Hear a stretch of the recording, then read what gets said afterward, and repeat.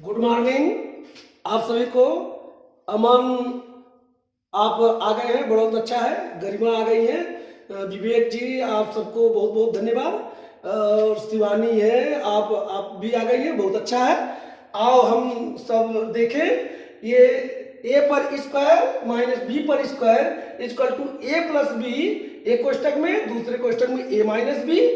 सूत्र से आधारित कुछ महत्वपूर्ण प्रश्न है, इसको कैसे हल किया जाएगा इसको हम आज आप लोगों को समझाएंगे। तो पहला देखिए आप लोग, एक्स स्क्वायर माइनस 9 है। अब इस पर तो वर्ग है लेकिन इस पे वर्ग नहीं है, तो इसको देखा जाएगा कि ये किसका वर्ग है।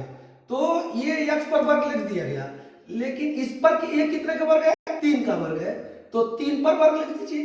अब बराबर क्या होगा, अब ये वर्गांतर हो गया जो इसके पहले हम सूत्र का निगमन कराए हैं। ये सूत्र है A square minus B square equal to A plus B, और दूसरे क्वेश्चन में ए माइनस बी होता है। तो इसी तरह से इस पर भी वर्ग लग गया, इस पर भी वर्ग लग गया। तो ये दो कोष्टक आप बना लीजिए और दो कोष्टकों के बीच में इसी को जोड़ दीजिए और इसी को घटा दीजिए। एक्स और प्लस 3 और एक्स माइनस 3, यही आपका आंसर हो गया। दूसरा सवाल देखें आप। दूसरा सवाल क्या है, ये 25 है और माइनस वाई स्क्वायर है।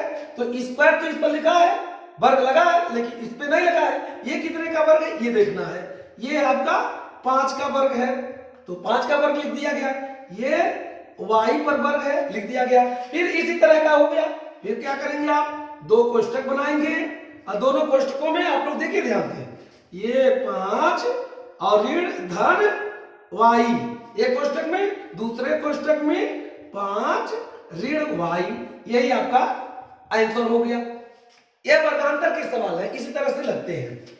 अब तीसरा सवाल आप लोग देखें।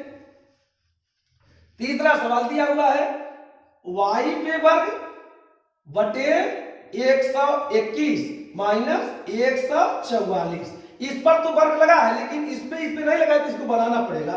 अब y बटे ये कितने का वर्ग है, 11 का, तो 11 लिख देंगे, इस पे वर्ग लगा देंगे। माइनस ये कितने का, 12 का, 12 पर 144 होता है, ये 12 का वर्ग लगा देंगे। अब दोनों पर वर्ग लग गया, इस तरह का सूत्र हो गया। अब ये क्या करेंगे, दो कोष्टक बना लेंगे। दोनों कोष्टक में y बटे 11 धन 12, देखिए आप सभी लोग। अब दूसरे कोष्टक में y बटे 11 ऋण 12, ये आपका हो गया वर्गांतर के अनुसार सवाल लग गया, ये आंसर हो गया। अब आप चौथा सवाल देखें। चौथा सवाल देखिए आप लोग, समझ में आ रहा है ना आप लोगों को। चौथा सवाल देखिए, a पर 4 और माइनस b पे 4 तो होना नहीं चाहिए, अब 2 बनाना पड़ेगा। कैसे बनेगा, a पर 2 लिख दीजिए, तो 2 दूना 4 हो गया।